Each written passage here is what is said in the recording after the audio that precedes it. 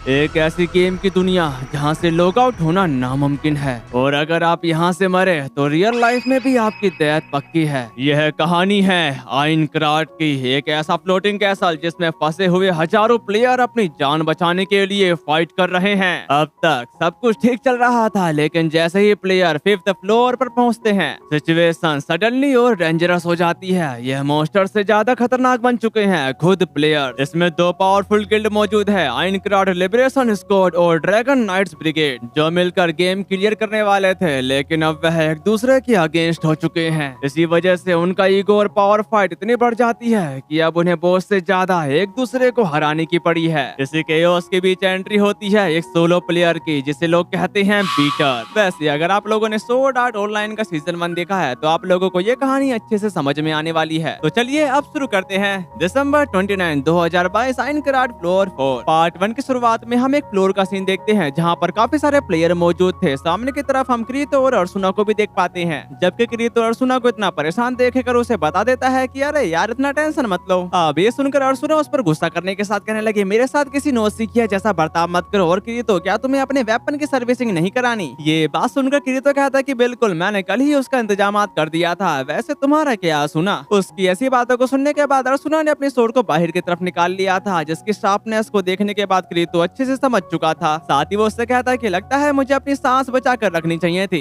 जिस बात पर एग्री करते हुए अर्सुना बोलते कि बिल्कुल, आखिरकार ये सोर्ड मेरी जान है। अब ये सुनकर क्रीतो उससे कुछ नहीं कहता, लेकिन वो सामने की तरफ देखने लगा जहाँ पर उसको एक पोशाक पहनी हुई लड़की दिखाई देती है। फिर हम यहाँ पर देखते हैं जहाँ पर एक person dragon night brigade guild का मेंबर है और इसका नाम है रीडो। यहाँ तक कि वो सबको लीड करते हुए कह रहा था ठीक है अब समय हो गया है तो फिर चलिए शुरू करते हैं। आप में से जो लोग मुझे नहीं जानते हैं, मैं ड्रैगन नाइट्स ब्रिगेड का लीडर हूँ और इस मिशन के लिए मैं आपका रेड लीडर होऊंगा। इसी वजह से आप सभी से मिलकर मुझे बहुत खुशी हुई। उसकी ऐसी स्पीच को सुनने के बाद ड्रैगन नाइट ब्रिगेड गिल्ड के मेंबर्स उसके लिए तालियां बजाने लगे थे। उन सब के ऐसी तालियों को सुनने के बाद केबाओ चिढ़ते हुए सामने की तरफ आते हुए बताना शुरू करता है मैं आइनक्राफ्ट लिबरेशन स्क्वाड का केबाओ हूँ, मैं आज आपका सब लीडर बनूंगा, तो चलो यह करते हैं। अब ये सुनने के साथ आइनक्राफ्ट लिबरेशन स्क्वाड गिल्ड के मेंबर्स अब उसके लिए तालियां बजाने लगे। दूसरी तरफ खड़ा रीडो का कहना है बॉस के अटैक्स के तरीकों और हर स्क्वाड के कंट्रीब्यूट के बारे में यह बिल्कुल वैसा ही है जैसे मैंने पहले आपको समझाया था। साथ ही साथ आप सभी बेहतरीन प्लेयर्स के बिना हम इतनी दूर तक कभी नहीं पहुंच पाते, और अगर आप अपनी उन काबिलियतों का साथ इस लीडर को दे दो तो मुझे पूरा यकीन है कि हम इस फ्लोर बॉस को हरा देंगे। उसकी ऐसी बातों को सुनकर किबाओ कहता है कि लीडर आपने बस इतना किया है कि हमसे 1 सेकंड पहले आपने बॉस रूम ढूंढ लिया, और आप लोगों के मन में काफी सारे सवाल होंगे कि ये दोनों गिल्ड आपस में यहाँ पर क्या कर रही है, यहाँ तक कि ये दोनों एक साथ कैसे हैं। इस सवाल का जवाब आप लोगों को आगे मिल जाएगा। उसके इस सवाल का जवाब देते हुए रीडो कहता है कि तुम्हें पता है रूल तो यही है, कहीं ऐसा तो नहीं कि तुम अब इस बात को लेकर चिड़े हुए हो।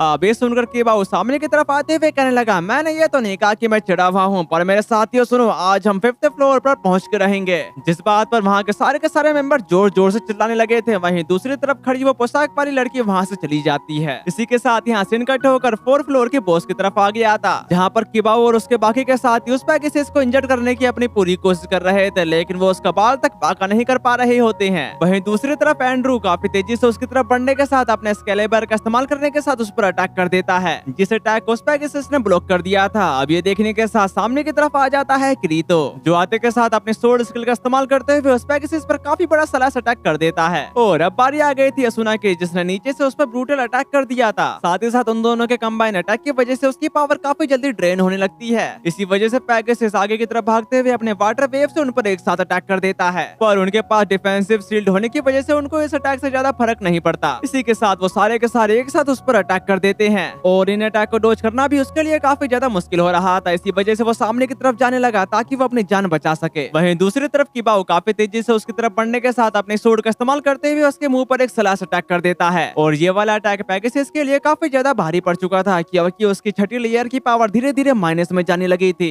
जो सब देखने के बाद किबाओ काफी ज्यादा खुश होने के साथ अपने साथियों से कहता है कि देखो दोस्तों, मैंने ये कर दिखाया, अब उसकी पावर काफी ज्यादा कम हो चुकी है, तो आगे बढ़ो और उसे मार गिराओ। अब ये सुनकर उसके साथ ही जोर जोर से चिल्लाने लगे थे, लेकिन ड्रैगन नाइट ब्रिगेड के मेंबर कैसे पीछे रह सकते हैं, जबकि उनका लीडर सामने की तरफ आते हुए अपने साथियों से कहने लगा तुम्हारे गेज अभी अभी नीचे गिरे हैं, इसी वजह से स्क्वाड डी बदलने के लिए तैयार हो जाओ और स्क्वाड ए अटैक करने के लिए तैयार हो जाओ। टीम बदलने वाली बात को सुनने के बाद किबाओ गुस्सा करते हुए कह रहा था ये क्या बकवास है, हमारा काम अभी तक खत्म नहीं हुआ है। उसकी इस बात पर रीडो बताता है कि मैं तुम्हारा लीडर हूँ, इसी वजह से रोटेशन पर टिके रहो। उसकी ऐसी बातों को सुनकर किबाओ कहता है है कि यह तो ऐसा लग रहा है जैसे तुम आखिरी हमला खुद हथियाना चाहते हो, और मुझे सब समझ में आ रहा है, इसी वजह से यह तो दिन की तरह साफ है। और उन दोनों का झगड़ा और भी ज्यादा बढ़ पाता उससे पहले क्रीतो उन्हें बता देता है कि देखो वो यहीं पर आ रहा है। अब ये सुनकर दोनों ही गिल्ड के लोग चौकन्ने हो जाते हैं, पर अब काफी ज्यादा देरी हो चुकी थी क्योंकि पेगासस ने अपना फाइनल मूव चल दिया, जिसमें पानी की काफी लंबी वेव उनकी तरफ ही बढ़ने लगी। इसी के चलते वहाँ के सभी लोग उस वेव की चपेट में आ चुके थे, लेकिन क्रीतो अपनी सूझबूझ का इस्तेमाल करने के साथ अपनी सोड उस प्लेयर में गाड़ देता है ताकि वो उस वेव से बच सके। यहाँ तक कि उसने अपना हाथ अर्सुना के लिए भी बढ़ा दिया था, जिसको अर्सुना ने तुरंत पकड़ लिया। यहाँ तक कि अब वो दोनों एकदम सेफ हैं, लेकिन इसकी वजह से वो उसका सामना करने के लिए नहीं जा सकते। इसी वजह से क्रीतो ने आर्गो का नाम ले लिया था, और ये आर्गो और कोई और नहीं बल्कि वही पोशाक वाली लड़की है जो एक एजेंट के तौर पर क्रीतो के लिए काम कर रही है। जबकि आर्गो गेट खुलने के साथ वहाँ से भाग चुकी, क्योंकि वहीं की तरफ सारा का सारा पानी बाहर की तरफ निकलने लगा था। वहाँ का सारा पानी निकलने के बाद अर्सुना और क्रीतो फाइट करने के लिए तैयार हो जाते हैं। उनको अपनी तरफ आता देखकर पेगासस ने तुरंत वाटर फ्लो से उन पर अटैक कर दिया था, लेकिन वो दोनों कैसे न कैसे करके उसके अटैक से बच जाते हैं। इसी के साथ उन दोनों ने एक साथ उस पेगासस पर कंबाइन अटैक कर दिया, और इस कंबाइन अटैक की वजह से उसकी लास्ट वाली पावर भी खत्म हो चुकी। इसी के साथ उन्होंने 4 फ्लोर को क्लियर कर दिया था। क्लियर हो जाने की वजह से वहाँ के सारे लोग खुशी के मारे झूम उठे। जबकि सामने की तरफ हम उन दोनों लीडर को देख पाते हैं, जिनकी हालत देखने में काफी बुरी दिख रही थी। जबकि लीडर कहने लगा कि बाबू अरे यार क्या तुम मुझसे जरा दूर हटोगे। अब ये सुनकर कि बाबू उस पर ही गुस्सा करने के साथ कह रहा था, अबे साले जरा देखियो कौन किसके ऊपर चढ़ा हुआ है। फिर हम यहाँ पर देखते हैं जहाँ पर वो दोनों जीत को सेलिब्रेट करने के लिए हाई फाई करते हैं, और इस सीरीज का नाम है the sword art online the progressive स्किट्स of deep night. इसी के साथ यहाँ सीन कट होकर आइनक्राफ्ट की 5वीं मंजिल कार्लविन की तरफ आ गया था, और वहीं के एक रेस्टोरेंट में हम उन्हीं तीनों को देख पाते हैं, जहाँ पर क्रीतो उन सभी से कह रहा था ठीक है 5th फ्लोर पर पहुंचने का जश्न बनाने के लिए यह जगह एकदम सही है। जिसके बाद वो तीनों एक साथ चीयर्स करते हैं, लेकिन कार्गो एक ही सांस में अपने ड्रिंक को पीने के साथ और मांगने लगी।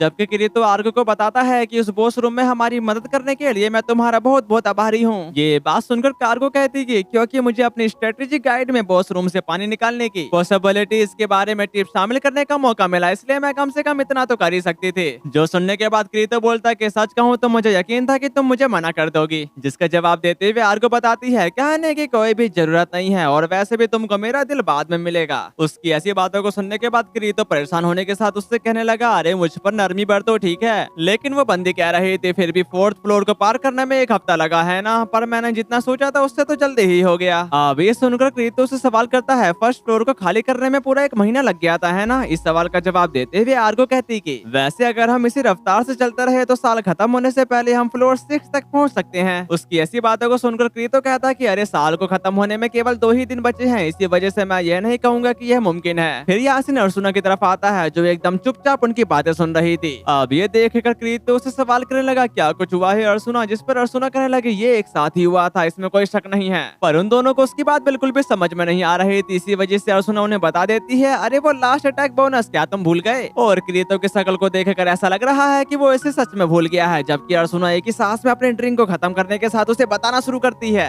वह आखिरी था और हमारे सोर्ड स्किल जो एक ही समय पर उसे जा लगी थी, और तुम ये बात जानते ही हो, तो फिर इसी वजह से तुम्हें वह बोनस का हक मिलता है। जिस बात का जवाब देते हुए क्रीतो बताता कि खैर ऐसा इसलिए है क्योंकि मुझे लगता है कि मेरे स्किल तुम्हारे स्किल से बस 1 पल पहले ही लगी होगी, इसी वजह से वह बोनस मुझे मिल गया। और मेरे को ये भी लगता है कि सिस्टम ने मेरे सबसे पहले अटैक को पहले मान लिया। चलो आर्गो तुम तो कुछ उसे बताओ। क्रीतो की ऐसी बातों को सुनकर आर्गो उसे बता देती है कि मुझे अपने कपल के झगड़े में मत घसीटो। अब ये सुनकर वो दोनों ही काफी ज्यादा हैरान हो जाते हैं। जबकि आर्गो कहने लगी खैर मुझे इसके लिए माफ कर देना, पर जरा मुझे अपना रोस्ट चिकन देना। और अर्सुना ऐसा कर भी देती है। साथ ही वो कहने लगे लेकिन तुम सही कह रही हो, हमारी रफ्तार काफी तेज है और ये रेड्स दूसरी, तीसरी और चौथी मंजिल पर रफ्तार तो बस बढ़ती जा रही है। इस बात पर आर्गो कह रही थी इसका क्रेडिट कीपाओ की एएलएस और रीडो के डीकेबी को जाता है, जो खुलेआम एक दूसरे से आगे निकलने की होड़ में लगे हुए थे। वैसे एएलएस का मतलब है आइनक्राफ्ट लिबरेशन स्क्वाड और दूसरा डीकेबी का मतलब है ड्रैगन नाइट ब्रिगेड। जबकि वहीं पर बैठा हुआ क्रीतो का कहना है जिससे अब तक अच्छे नतीजे मिले हैं, लेकिन यह अभी तक एक गलत तरीका है। जिस पर एग्री करते हुए असुना कहते कि कल की बॉस रेड के दौरान उनमें तालमेल बिल्कुल भी नहीं था। जिस पर क्रीतो का कहना है खैर वे लोग जब भी मिलते हैं इसमें ही उलझ जाते हैं। ये बात सुनकर असुना कहते कि आज हमारे पास जो असोल टीम है वह असल में डायबेल की रेड पार्टी का ही हिस्सा है ना। और क्योंकि फ्लोर फर्स्ट की रेड में डायबेल मारा गया था इसलिए रीडो ने आगे की कमान संभाली और डीकेबी बनाई है ना। अगर आप लोगों ने इसका सीजन 1 देखा होगा तो आपको डायबेल के बारे में पता होगा कि ये बंदा है कौन। अगर आप लोगों ने सीजन 1 नहीं देखा है तो चाहो मैं आपके लिए एक्सप्लेन कर सकता हूँ, लेकिन इसके लिए आपको कमेंट करना होगा तभी मैं उसको एक्सप्लेन करूंगा, वरना भूल जाओ। जिसके बाद क्रीतो बातों को कंटिन्यू करते हुए कहने लगा लगा, लेकिन फिर किबाओ को रीडो की लीडरशिप वाले तरीके खटकने लगे और उसने ज्यादा टीम वर्क पर बेस्ड एएलएस शुरू कर दिया। साथ ही साथ दोनों गिल्ड खुद को मेन असोल्ट टीम मानते हैं, जिसके जवाब पर आर्गो बोल पड़े रीडो का तरीका यह है कि वह सबसे बेहतरीन प्लेयर को रिसोर्सेज का सबसे बड़ा हिस्सा देकर गेम को पार करने की कोशिश करता रहता है। लेकिन किबाओ हमेशा इस बात पर जोर देता रहता है कि रिसोर्सेज को जितना हो सके उतना ज्यादा बांटा जाना चाहिए। इस पे क्रीतो बताने लगा था वह दोनों ही डियाबेल के सक्सेसर बनने की होड़ में है, लेकिन उनके प्रिंसिपल एक दूसरे के बिल्कुल उल्टे हैं। उसकी इस बात पर असुना बताती कि लेकिन क्या डीकेबी और एएलएस ने मिलकर अकाउंट डाउन की पार्टी की प्लानिंग नहीं बनाई थी, तो फिर रेड्स के बाहर भी वे एक दूसरे के साथ घुलने मिलने की कोशिश क्यों नहीं करते। जिसके जवाब पर आर्को बताती है खैर मुझे यकीन है कि वह दोनों गिल्ड भी न्यू ईयर पर झगड़ा नहीं करना चाहेंगे। अब ये सुनकर क्रीतो सवाल करता है रुको तुम्हारे कहने का क्या मतलब है। अब ये सुनकर वो दोनों ही हैरान हो चुके थे, जबकि अर्सुनो का कहना है क्या तुम्हें किसी ने इनवाइट नहीं किया। अब ये सुनकर क्रीतो कहता है कि और मुझे किस लिए इनवाइट किया जाएगा। उसकी ऐसी बातों को सुनकर आर्गो से बताना शुरू करती है अरे अरे मेरी बात को ध्यान से सुनो, क्या तुमने अभी अभी ये नहीं कहा था कि साल में सिर्फ 2 ही दिन बचे हैं, तो फिर परसों कौन सा दिन है। जिस पर क्रीतो उन्हें बता देता है कि जाहिर है परसों 31 दिसंबर है। अब ये सुनकर वो दोनों ही यहाँ भरने लगे थे, जबकि असुना कहने लगे ठीक उसी रात यानी नए साल की पर 2 मेन गिल्ड मिलकर एक काउंटडाउन पार्टी ऑर्गेनाइज कर रहे हैं। असुना की ऐसी बातों को सुनने के बाद क्रीतो एकदम हैरान होने के साथ कहा अरे ये तो मेरे लिए एकदम नई बात है। फिर वो अपने ड्रिंक को गटकने लगा, साथ ही वो उससे सवाल करता है वैसे क्या तुम मुझे बताओगे कि तुम्हें इसके बारे में किसने बताया। असुना जिस पर असुना बताने लगी। उसकी इस बात पर असुना बताती की है डीकेबी का शिव आता है, वैसे मुझे दूसरे लोगों से भी कई सारे आईएमएस मिले थे पर तुम्हें इतना मुंह फेरने की जरूरत नहीं है। इसका सीधा मतलब यह है कि न्यू ईयर ईव के लिए अर्सुना के पास काफी सारी रिक्वेस्ट आई थी और इन्हीं बात को अच्छे से समझने के बाद क्रीतो को कहना है तो किस किसने अपना मुंह फुला रखा है। वैसे भी सोलो प्लेयर्स पार्टी करने वाले टाइप के होते ही नहीं है। अब ये सुनकर अर्सुना उसे और भी ज्यादा चिढ़ाते हुए कह रही थी तो तुमको सच में लगता है कि तुम सच में सोलो खेल रहे थे है ना। तभी वहाँ पर अचानक से आर्गो हंसने लगी थी। अब उसके हंसने का रीजन क्रीतो पूछता है, जिस पर आर्गो बताने लगी नहीं नहीं मेरी फिक्र मत करो, ठीक है मुझे लगता है कि अब मैं चलती हूँ। उसकी ऐसी बातों को सुनकर क्रीतो कहता है कि लेकिन तुम अभी क्यों जा रही है और मैंने स्वीट्स का ऑर्डर दे दिया है। जिस पर आर्गो बताने लगी मुझे इस टाउन के क्वेस्ट और यहाँ पर बिकने वाली चीजों के बारे में कुछ इन्फॉर्मेशन इकट्ठा करनी है, इसलिए फिर मिलेंगे। पर वो जाते हुए असुना से कहती है कि जिस चीज के बारे में तुमने मुझसे पूछा था उसके लिए मुझे थोड़ा और समय चाहिए, जैसे ही मुझे वो इन्फॉर्मेशन मिल जाएगी मैं तुम्हें मैसेज कर दूंगी, ठीक है। जिसके बाद वो वहाँ से चली जाती है। फिर हम इसके कुछ देर बाद का सीन देखते हैं जहाँ पर एक वेट्रेस उनकी स्वीट्स को सर्व करते हुए कह रही थी मैं आपके लिए डेजर्ट में ब्लूबेरी टॉर्टस लाई हूँ, वैसे क्या 2 सर्विंग काफी रहेगी। जिस पर क्रीतो पूरी तरह से एग्री था, जबकि दूसरी तरफ अर्सुना उस डेजर्ट को खाने के लिए काफी ज्यादा बेताब दिखाई दे रही थी। जबकि क्रीतो इस डेजर्ट के बारे में अर्सुना को बताता है कि ये टार्ट्स लिमिटेड मेन्यू आइटम है जो बफ के साथ आते हैं। ये बात सुनकर अर्सुना कहते कि बफ से तुम्हारा मतलब स्टेटस इफेक्ट से है ना। वैसे ये देखने में बिल्कुल आम ब्लूबेरी टार्ट जैसा ही लगता है, तो फिर इनका असर किस तरह से होता है। इस पे क्रीतो बताने लगा था तुमको ये जानने के लिए गहराई में जाना होगा। जो सब कहने के बाद वो उसको खाने लगा और ऐसा ही अर्सुना भी करने लगती है। पर जब उसने वो खाया तो वो उसको काफी ज्यादा टेस्टी लगने लगा, यहाँ तक कि उसकी एचपी के आगे एक आइकन शो होने लगा था, जिसके बारे में वो क्रीतो से पूछती है। जिस पर क्रीतो बताने लगा हमारे आसपास के फर्श को अच्छी तरह से देखो। उसके इंस्ट्रक्शन को सुनने के बाद अर्सुना ऐसा ही करने लगी। तभी सामने की तरफ उसे कुछ चमकता हुआ दिखाई देने लगा, जिसको उठाने के लिए वो चली जाती है। पर जब उसने वो उठाया तो उसको समझ में नहीं आ रहा था कि ये क्या है, क्या किसी ने इसको गिरा दिया। जो सब कहने के बाद वो उसको क्रीतो के पास धर देती है, जिसको देखने के बाद क्रीतो कहने लगा ये तो एक रैलिक है जो 5वें फ्लोर के एंशिएंट डंजन पर आधारित है। तुमको इस तरह के छोटे छोटे रैलिक यहाँ हर जगह पर मिल जाएंगे, यहाँ तक कि 1-2 दिन में ही लोअर फ्लोर से ढेरों प्लेयर्स यहाँ ऊपर आ जाएंगे। इसलिए शायद पूरे टाउन में रैलिक की खोज का एक फेस्टिवल मनाया जाएगा।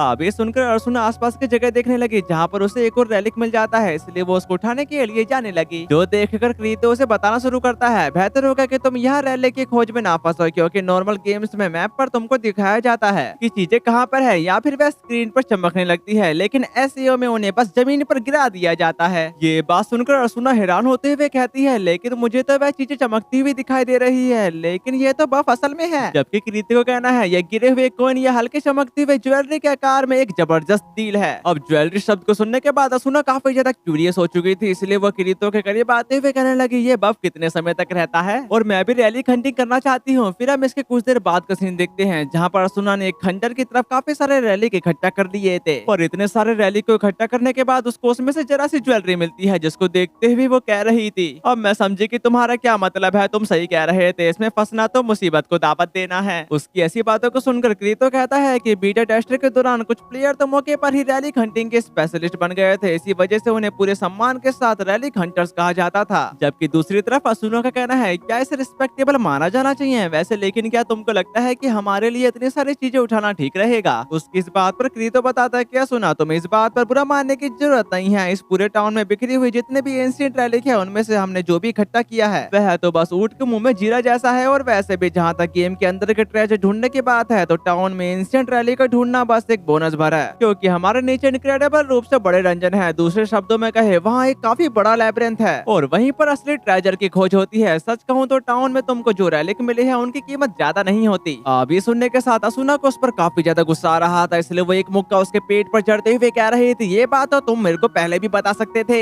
लेकिन वो सेफ जोन में होने की वजह से बच जाता है। साथ ही वो कहने लगा, यहाँ तक कि सेफ जोन में भी तुम्हारा वह मुक्का कोई मजाक नहीं है। चलो ठीक है, तो फिर हम क्यों ना हंटिंग करते रहें जब तक ये बफ खत्म ना हो जाए। और मैंने जिन डंजन का जिक्र किया था उनकी सीढ़ियाँ ठीक वहाँ पर हैं। अब ये सुनकर असुना सवाल करती है, क्या वहाँ नीचे और भी बहुत कुछ है? जिस पर एग्री करते हुए किरीतो बताता कि वहाँ पर सिर्फ कोइन ही नहीं मिलेंगे बल्कि मैजिकल इफेक्ट वाले रिंग और नेकलेस भी मिलेंगे। अब ये सुनकर असुना के चेहरे पर हम एक साफ साफ खुशी देख पाते हैं, जबकि किरीतो अपने बातों को कंटिन्यू करते हुए कहने लगा, हम काफी सारे एस्ट्रल से मिलेंगे लेकिन बेसमेंट फ्लोर 2 में से सब कुछ फ्री फॉर ऑल जैसा है। और एस्ट्रल्स के बारे में वह एक तरह के मोस्टर होते हैं। तुमने कीड़े जैसे या आधे इंसान जैसे मोस्टर्स के बारे में तो सुना ही होगा। इसी वजह से एस्ट्रल्स का कोई शरीर नहीं होता, इसलिए वह भूत जैसे होते हैं। और वो अपनी बात को कंप्लीट भी कर पाता उससे पहले यह सुना नियत कहने के बाद उसका मुंह बंद कर देती है, जो सुनकर क्रीतो नियत का मतलब पूछता है, जिस पर असुना बता देती है कि इसको रसियन में कहते हैं नहीं। जो सुनने के बाद क्रीतो निराश होते हुए कहने लगा, अब तुम किस बात के लिए मना कर रही हो? जिस पर असुना कहती कि मेरा मतलब है तुम कोई भी स्पॉइलर मत दो। अब ये सुनने के साथ क्रीतो हैरान होने के साथ कहने लगा, खैर मुझे लगता है कि पहले ये जान लेना कि तुम किस तरह की जगह पर जा रही हो और शायद थोड़ा मजाक कम कर दो, इसलिए असुना तुम ही हमें डंजन तक का रास्ता दिखाओगे। अब ये सुनकर असुना काफी ज्यादा घबरा चुकी थी, पर वो खुद को संभालने के साथ कहने लगी, क्या ये सही है? तो फिर मुझे लगता है कि मैं ठीक वैसा ही करूंगी जैसा तुम चाहते हो। इसी के साथ उनका वहाँ पर यह सफर शुरू हो चुका, जहाँ पर असुना क्रीतो को रास्ता दिखा रही थी, पर वो नीचे जा ही रही थी। लेकिन एकदम से सामने की तरफ का नजारा देखने के साथ कहने लगी, वह चट्टानें हमारा रास्ता रोक रही हैं और इसी की वजह से अब वो आगे नहीं बढ़ पा रहे थे। लेकिन वहाँ पर क्रीतो को एक रास्ता मिल चुका था, इसी वजह से अब वो उसी रास्ते का इस्तेमाल करते हुए आगे की तरफ बढ़ने लगे। पर एक दिक्कत है कि उन दोनों को नीचे झुकते हुए उस रास्ते को पार करना होगा। लेकिन हमारे क्रीतो का ध्यान तो कहीं और ही है, जिसकी वजह से वो चट्टानों से भी टकरा जाता है और काफी लंबे सफर के बाद वो दोनों नीचे पहुंच ही जाते हैं। पर अपने सामने का नजारा देखने के बाद असुना तो काफी ज्यादा खुश हो चुकी थी, क्योंकि उसको अपने सामने की तरफ काफी ज्यादा रेलिक दिखाई देने लगे थे, जिसको उठाने के लिए वो तुरंत चली जाती है। उसको इतनी जल्दी में जाता देखकर क्रीतो कहने लगा, अरे यार जल्दी मत करो वरना गिर जाओगी। लेकिन असुना तो रेलिक उठाने में लगी हुई थी, जो देखने के साथ क्रीतो कहने लगा, दीवार के पास ट्रैप हो सकते हैं, इसलिए अपना ध्यान रखना। और अब हम सेफ जोन से बाहर आ गए हैं, इसलिए यहाँ मोस्टर होंगे और उन्हें सैड घोस्ट कहा जाता है, वह कहीं भी समन हो जाते हैं। अब ये सुनने के साथ उसने रेलिक को उठाना बंद कर दिया था। साथ ही वो कहने लगी, मुझे लगता है कि मैंने स्कॉटिश फोक टेल में रैथ के बारे में पढ़ा था। ये बात सुनकर क्रीतो कहता है कि तुमको अपनी चीजों की अच्छी जानकारी है और तुमने बिल्कुल ठीक कहा, ये वही घोस्ट टाइप है जिनका जिक्र मैंने पहले किया था। और जब जब क्रीतो घोस्ट का नाम लेता तब तब असुना काफी ज्यादा डर जाती। उसी वक्त वहाँ पर अचानक से कैंडल बुझ जाती है। अब अचानक से कैंडल बुझने की वजह से असुना के होश पहले से भी ज्यादा उड़ चुके थे, लेकिन क्रीतो फाइट के मूड में आ चुका था, क्योंकि उसको लगने लगा था कि यहाँ तो कुछ गड़बड़ है। लेकिन वहाँ पर ये शांति काफी देर तक बरकरार रही। फिर हम इसके कुछ देर बाद का सीन देखते हैं, जहाँ पर एक लाइट शो होने लगी थी और इस लाइट को देखने के बाद असुना क्रीतो का शुक्रिया अदा करने लगी थी, क्योंकि उसको लगने लगा था कि ये लाइट क्रीतो ने जलाई होगी। लेकिन दूसरी तरफ उसने अपनी सोड को बाहर की तरफ निकाल लिया था। साथ ही वो उससे कहा था कि तुम भी तैयार हो जाओ, जो सुनने के साथ असुना ने भी अपनी सोड को बाहर की तरफ निकाल लिया। फिर हम उस लाइट की तरफ आते हैं, जिसमें अजीब सी हलचल होने लगी, यहाँ तक कि उसमें से एक हाथ बाहर की तरफ आने लगा था। अब उसमें से हाथ को निकलता देखकर असुना की तो फट के चौसठ हो जाती है, यहाँ तक कि वो कहने लगी, नहीं नहीं नहीं नहीं, ये वो नहीं हो सकता, नहीं नहीं नहीं नहीं। जबकि दूसरी तरफ वो बंदी पूरी तरह से बाहर की तरफ निकल चुकी थी, जिसकी वजह से हमें उसका नाम मालूम पड़ता है। उसका नाम है मोरफुल रेत, जो सीधे आते के साथ अपना भूतिया चेहरा दिखाने के साथ असुना पर अटैक कर देती है। उसको इतनी तेजी से अपनी तरफ आता देखकर असुना जोर से चीखने लगी, यहाँ तक कि वो थोड़ा पीछे हट जाती है, जिसकी वजह से उसका पैर सीधे एक ट्रैप पर जा पड़ा और वो ट्रैप उसको नीचे ले डूबता है। उसको इस ट्रैप में फंसता देखकर क्रीतो काफी ज्यादा परेशान हो गया था, इसलिए वो उसी तरफ जाने लगा। लेकिन अब उसके लिए काफी ज्यादा देरी हो चुकी थी, क्योंकि वह ट्रैप अब पूरी तरह से बंद हो चुका है, जिसकी वजह से अब ऊपर की तरफ रह जाते हैं क्रीतो और मोरफुल रेत, जिनके दरमियान अब काफी खतरनाक तरीके से फाइट शुरू होने वाली है। पर अचानक से यहाँ सीन कट होकर असुना की तरफ आ गया था, जो काफी तेजी से नीचे की तरफ गिर रही थी। लेकिन खुद को संभालने के चक्कर में उसने अपनी सोड को छोड़ दिया था, जिसकी वजह से वो डायरेक्ट नीचे गिरती है। फिर भी वो खुद को संभाल नहीं पाती, जिसकी वजह से अब उसके पास अपनी सोड भी नहीं है, तो क्या वे अपना डिफेंड खुद कर पाएगी या नहीं। और दूसरी तरफ क्रीतो भी काफी ज्यादा मुश्किल हालातों में फंसा हुआ है। इसके बाद यहाँ से निकट होकर कुछ बंदूक की तरफ आ गया था जो सीधे असुना की तरफ ही बढ़ रहे थे। अब यहीं से कहानी काफी ज्यादा इंटरेस्टिंग होने वाली है, तो कौन कौन इसका नेक्स्ट पार्ट भी चाहता है। पार्ट 2 के लिए मेरे को 50 कमेंट चाहिए। और हाँ, एक ही बंदा 50 के 50 कमेंट मत कर देना, बाकी लोगों को भी मौका दो। साथ ही साथ एक प्यारा सा लाइक भी कर देना। अगर इसका टारगेट कंप्लीट हो गया तो मैं इसका पार्ट 2 भी अवेलेबल करा दूंगा। तो फिर मिलते हैं, sayonara।